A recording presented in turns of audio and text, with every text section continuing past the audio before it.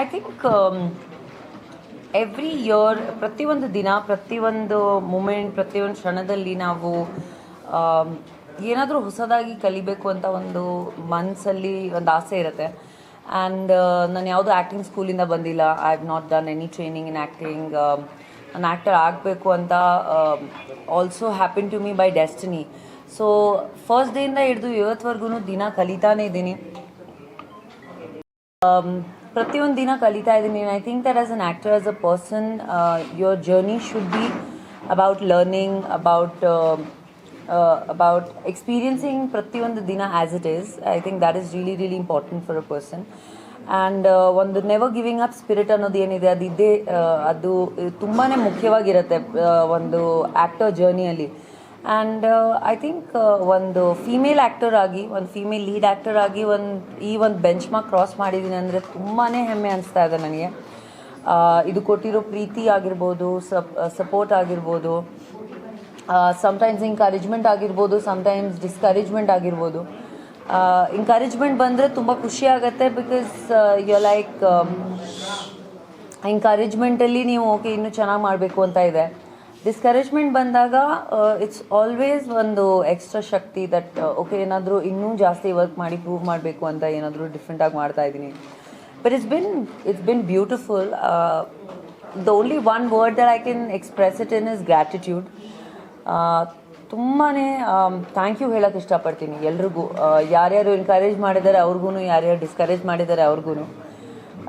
Yeah, it's been beautiful and it's just the beginning I think of another 10 year. ನಾನು ಯಾವತ್ತೂ believe ಮಾಡ್ತೀನಿ that ಒಬ್ಬ actor ಆಗಿ, ಒಬ್ಬ ಪರ್ಸನ್ ಆಗಿ, you should keep reinventing yourself.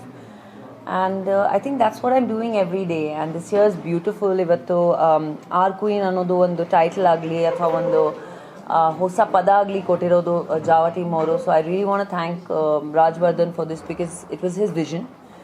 And ಈ ಒಂದು ಕಥೆಯಲ್ಲಿ ಕೂಡ ಈ ಕ್ಯಾರೆಕ್ಟರ್ ತಕ್ಕಂಗೆ, ಈ ಹೆಸರು ತಕ್ಕಂಗೆ ಈ ಕ್ಯಾರೆಕ್ಟರ್ ಇದೆ. So it's fantastic. So I am really happy.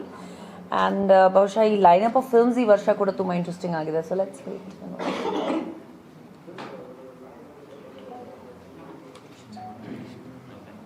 ಜೀವನದಲ್ಲಿ ಆ್ಯಕ್ಚುಲಿ ದುರಂಕಾರ ತುಂಬ ಮುಖ್ಯವಾಗಿರುತ್ತೆ ಒಬ್ಬ ಪರ್ಸನ್ ಲೈಫಲ್ಲಿ.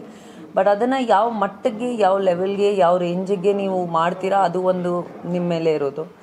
ಆ್ಯಂಡ್ ಈ ಕ್ಯಾರೆಕ್ಟರ್ಗೂ ಹಂಗೆ ಇದೆ. And I think it's high time ನನಗೂ ಸ್ವಲ್ಪ ಬರಲಿ ಅಂತ.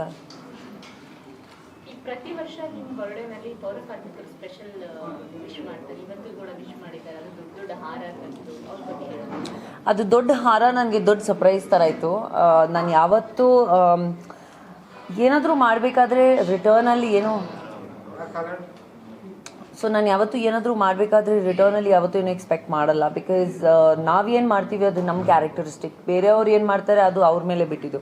So it's not just my birthday. I think ಬಹುಶಃ ಎಲ್ಲರೂ ಗೊತ್ತಿರೋ ವಿಷಯ. I am very closely working with ಅವ್ರ ಜೊತೆ, ಎಲ್ಲರ ಜೊತೆ ವರ್ಕ್ ಮಾಡ್ತಾ ಇದ್ದೀನಿ. ಈ ಕಮ್ಯುನಿಟಿ ಜೊತೆ ವರ್ಕ್ ಮಾಡ್ತಾ ಇದ್ದೀನಿ. ಆಮೇಲೆ ನಮ್ಮ ಟ್ರಾನ್ಸ್ಜೆಂಡರ್ ಕಮ್ಯುನಿಟಿ ಜೊತೆ ವರ್ಕ್ ಮಾಡ್ತಾ ಇದ್ದೀನಿ. And so there are 1-2 causes that are very close to my heart. And ಇವ್ರ ಆಶೀರ್ವಾದ ಇದ್ದರೆ ನಾವು ತುಂಬ ಸಾಧನೆ ಮಾಡ್ಬೋದು ಅಂತ ನನ್ನ ಅಭಿಪ್ರಾಯ. So I feel very nice when they come. ಯಾವುದು ಮನೇಲಿ ಸೆಲೆಬ್ರೇಷನ್ ಇದ್ರೂ, ಯಾವ ಹಬ್ಬ ಇದ್ರೂ, ಯಾವ ಜನರಲ್ ಆಗಿ ಒಂದು ಟೀ ಕುಡಿಬೇಕು ಅಂತ ಮನ್ಸು ಬಂದ್ರೂ, ಒಂದು ಸ್ವಲ್ಪ ಒಂದೊಂದು ಸತಿ ಬೇಜಾರಾದಾಗ, ಇಲ್ಲಾಂದರೆ ಲೋ ಬಂದಾಗ, ಅಥವಾ ಏನೋ ಒಂದು ತುಂಬ ಕಮರ್ಷಿಯಲ್ ಆಗಿಬಿಡುತ್ತೆ ಜೀವನ ಒಂದೊಂದು ಸತಿ. So just simple things make you the happiest ಅಂತ. ಸೊ ಅವ್ರ ಜೊತೆ then there are some garbage collectors in my apartment, in my locality. ಅವ್ರ ಜೊತೆ ಒಂದು ಟೀ ಕುಡಿದ್ರೆ ಜೀವನದ ಸಾರ್ಥಕ ಏನಂತ ಗೊತ್ತಾಗುತ್ತೆ ಒಂದೊಂದು ಸತಿ.